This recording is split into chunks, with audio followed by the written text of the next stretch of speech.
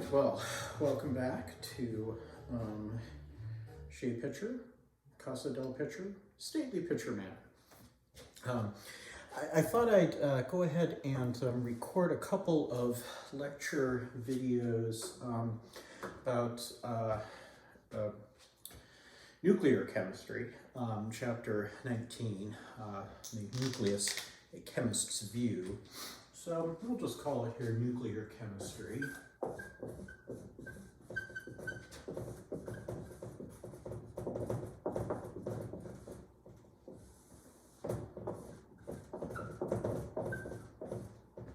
And oftentimes I don't get into nuclear chemistry too much because really it's the end of the semester, end of the summer, whatever, and kind of run out of time. But because I'm able to record some videos, hopefully you'll be able to take a look at these and at least get some of the basics, maybe be able to answer a few questions on on the next exam. All right, so today we'll talk about, or in this video, I should say, we'll talk about nuclear stability and radioactive decay, and also look at the kinetics of radioactive decay. So just a quick little intro here. Nuclei are small, tiny, tiny, tiny, about 10 to the minus 15 meters versus about 10 to the minus 10th meters for atoms. So that means that the nucleus is 1/100,000th of the size of the atom that it's part of. Nuclei are made up of nucleons, so neutrons and protons. We're going to ignore the structures of the nucleons. That's a topic for a physics course, talking about quarks and things like that. And then we have something called a nuclei, which is a unique not a unique nucleus, but a unique atom. And it would look something like this. We would have atom X, and that's our atomic symbol.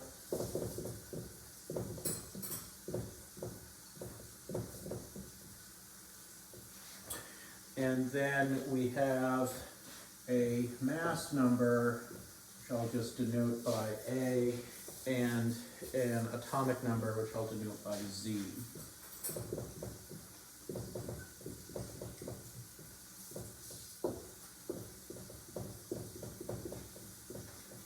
And then our mass number equals number of plus number and 0.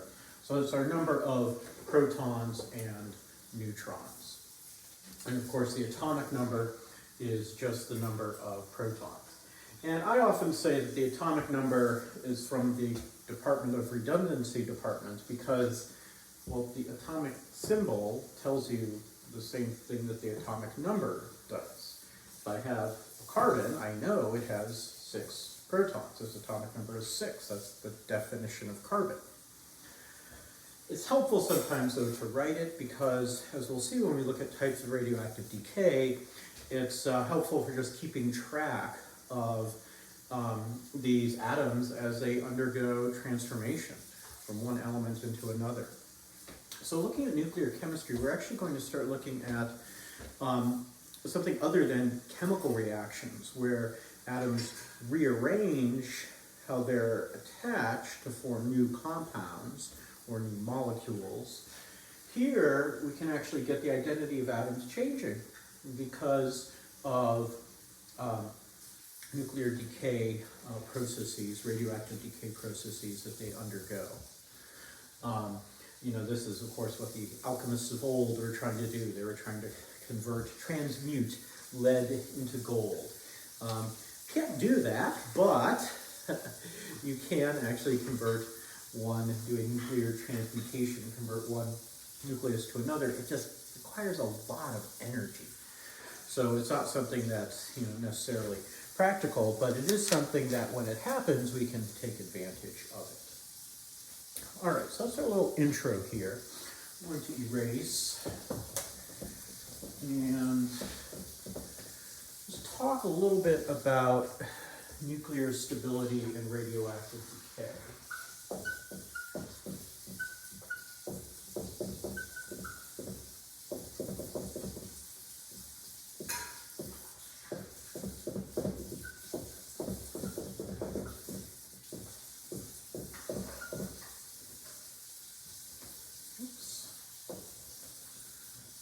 Okay.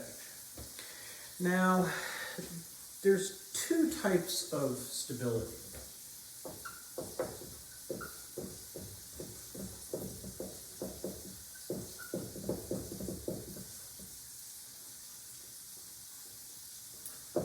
So one is kinetic stability. And kinetic stability is simply the probability that a nucleus will undergo a radioactive decay event.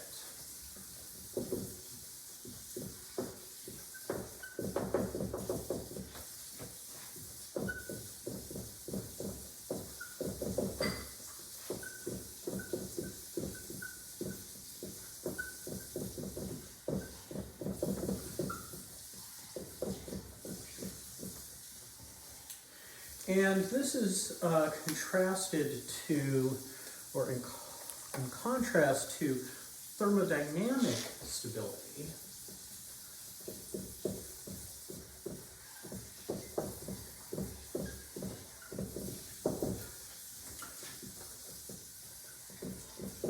And that deals with the potential energy, PE, the potential energy of nucleus compared to the PE of the nucleons that it's made up of.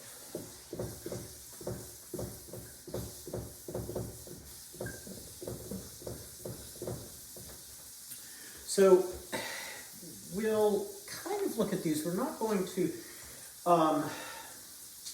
get too much into numbers. We'll talk about or think about kinetics.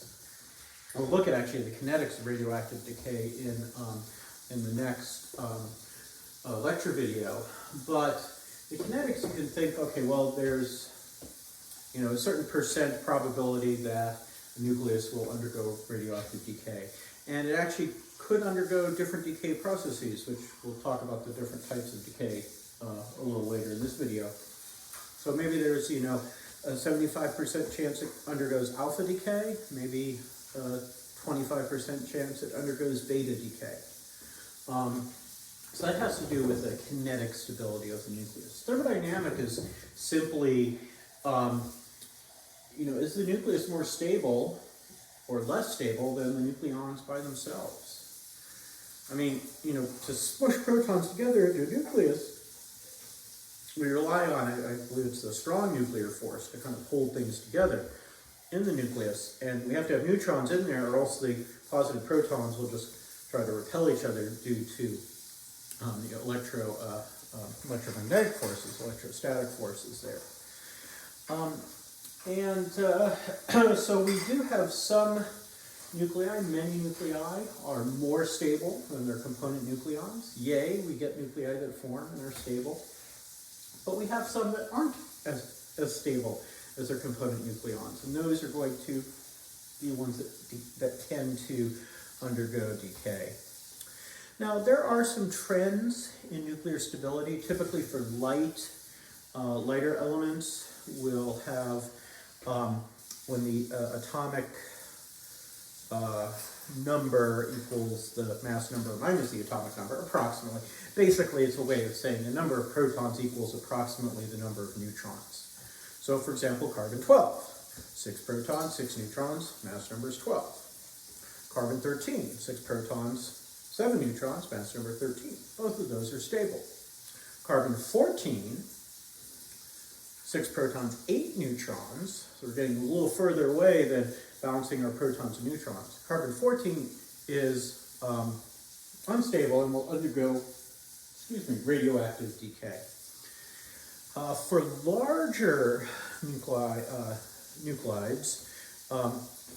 we'll have number of neutrons greater than the number of protons, and that number of neutrons keeps increasing. And again, that's to try to, sort of shield the protons from each other. And nuclides with 84 or more protons are unstable. Actually, take that back, 83 or more. 82 is lead.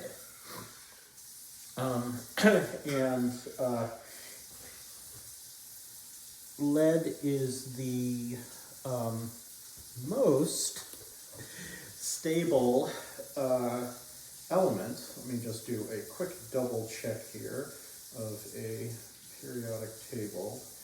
Actually, you know what? I'm not going to check my phone because I happen to have a periodic table right there. There's my periodic table. Anyway, just I need my reading glasses to see these here, but lead is 82. Element number 82. Bismuth is 83. Bismuth was thought to be the heaviest element that is stable, that does not undergo radioactive decay. Turns out it's not. It's actually lead, certain isotopes of lead. Bismuth will undergo radioactive decay, only it takes a long time. How long? Well, the half-life, the amount of time it takes for half of a sample to decay away, is, longer than the lifetime of the universe so far. So it was calculated, scientists calculated that bismuth actually should be radioactive, and then they were able to detect, in experiments, detect a few instances of bismuth atoms decaying, bismuth nuclei decaying. But it's, for all intents and purposes, stable, but it's not truly the most stable, the heaviest stable element. There are some so-called magic numbers of protons and or neutrons that are especially stable. I've got here my notes: 2, 8, 20, 28, 50, 82, 126. It turns out that we'll see some of those are important later on. We'll get there. But before all of that, I think it's good to go over the types of radioactive decay. And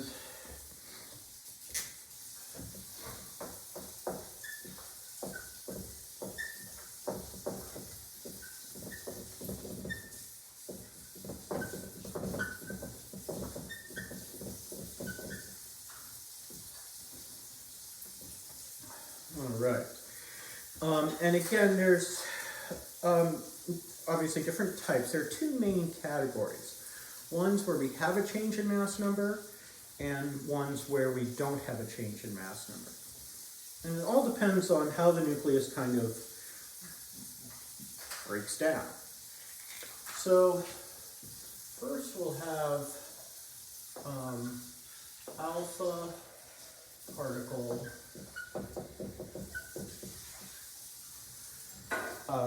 production.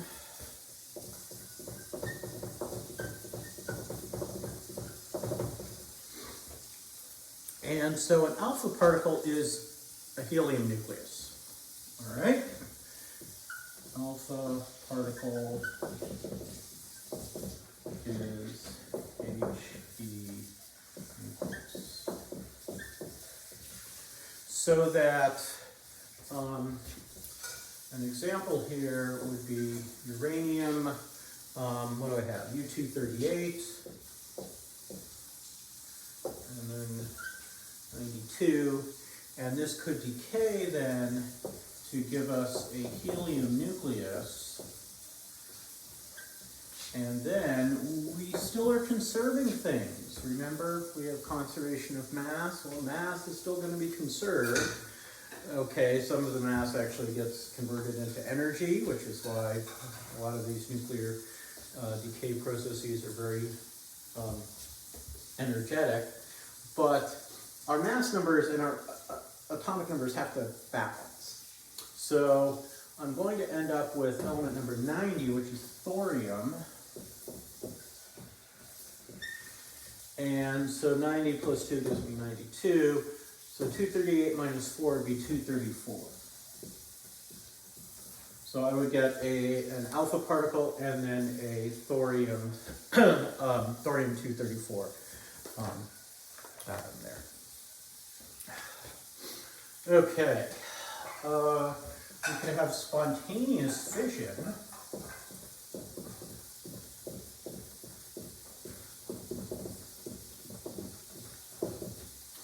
And this is when a heavy nuclide splits into two lighter ones that have approximately the same mass numbers and some neutrons as well.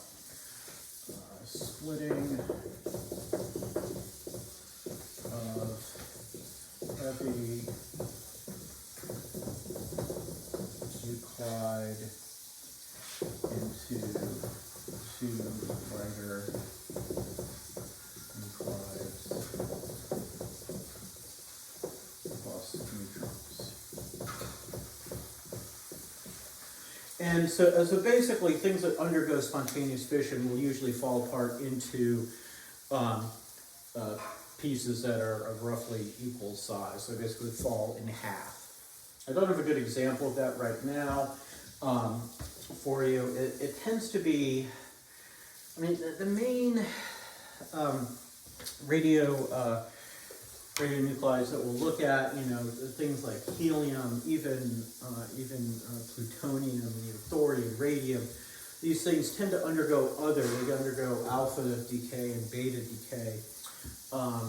And the spontaneous fission is for really very unstable things, like some of the man-made transuranic elements, the ones past, well past uranium. All right, so I mentioned beta decay, and we talked about alpha decay, so we do also have beta particle production.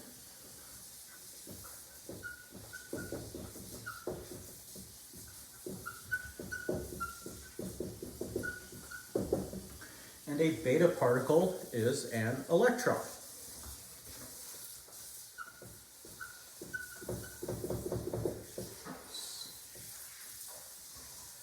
Erase this here.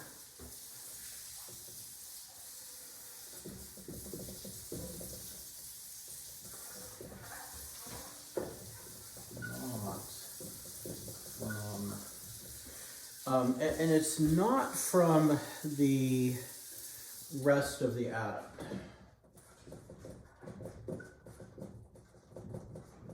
So it's not like we're ionizing it.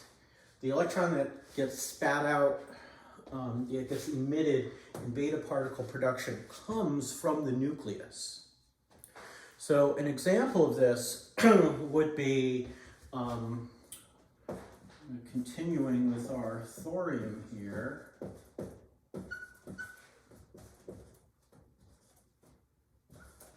So our electron has a mass number of 0 because it is 1/1000th approximately the mass of a proton.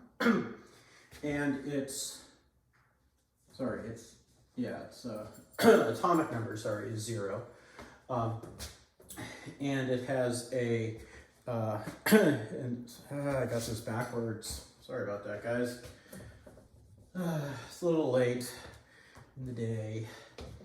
Our mass number is 0. Our atomic number is -1 because when the electron gets emitted, it's one of the neutrons that gets in the nucleus that gets converted to a proton. It spits out an electron. An electron is generated as the neutron gets converted into a proton.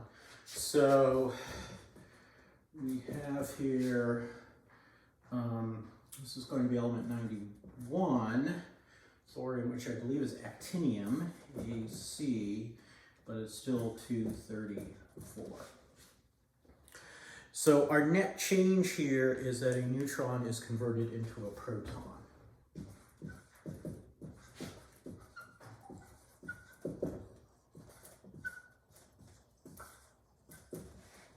So we have a neutron converted into a proton. And again, this electron's not coming from, core electrons, valence electrons, any of the normal electrons is generated when a neutron in the nucleus turns into a proton and has to spit out that beta particle. All right, our mass numbers balance, our atomic numbers balance, we're good. All right, we've got some more types of radioactive decay, so I'll erase here. And we'll take a look at those. Of course, many of you have heard of alpha decay and beta decay and gamma decay. So that's called gamma ray production. And a gamma ray is a high energy photon. So high energy photons. Higher energy than X-rays. And so these usually accompany other types of decay.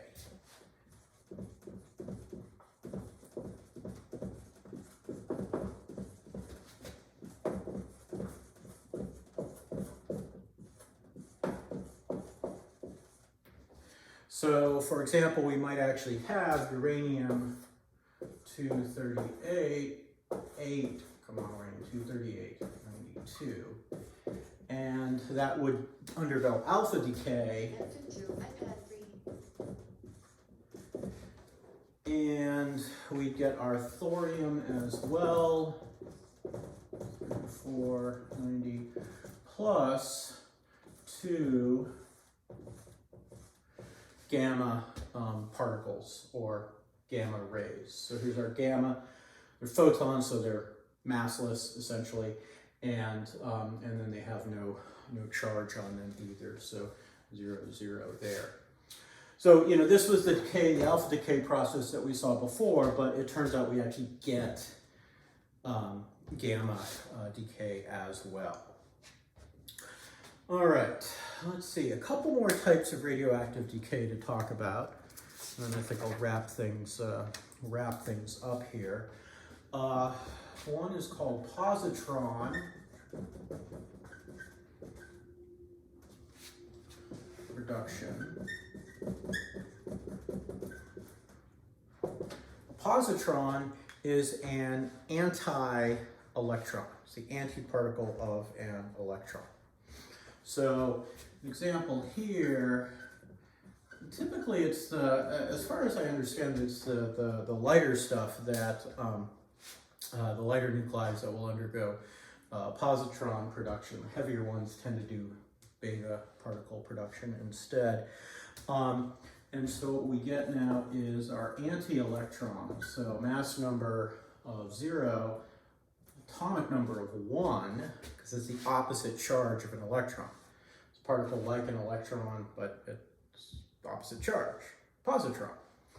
And so that's going to go as 22 and 10, and that's neon.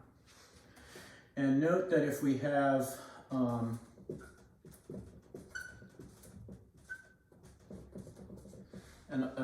electron and a positron, and those guys come together, we're going to end up getting a couple of gamma rays. These guys will annihilate each other because that's, a little piece of antimatter there, and it releases a bunch of energy. Our net change here is a proton turning into a neutron.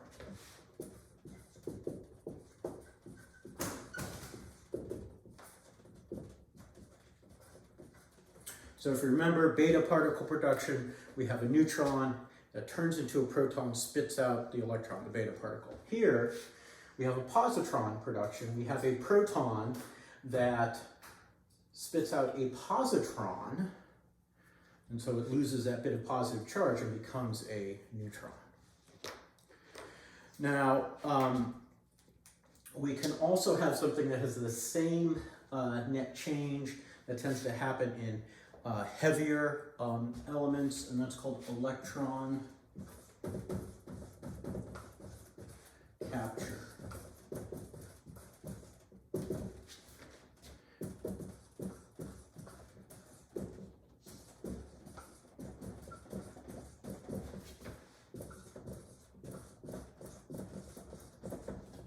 And that is an inner orbital electron is captured by the nucleus. And so an example of that would be, in my notes here, mercury 201 plus an electron.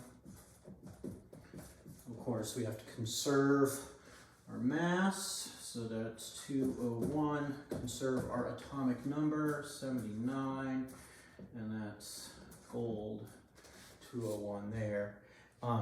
Plus there's always gamma radiation. Well, not always gamma radiation, but there's frequently gamma rays.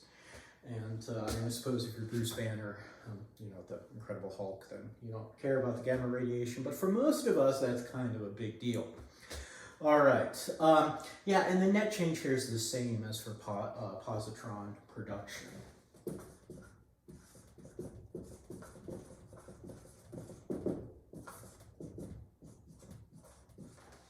So instead of a proton spitting out a positron and becoming a neutron, we have a proton absorbing an electron and being turned into a neutron.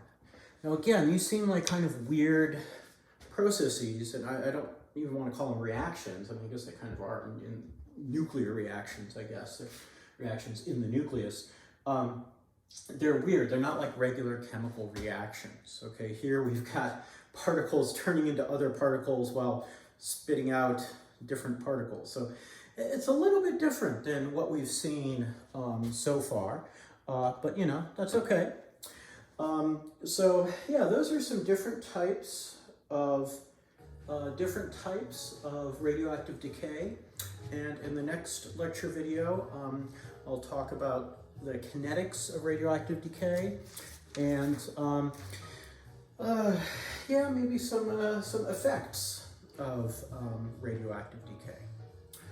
All right, well, until next time, I'll meet you at the gray house with the white tree.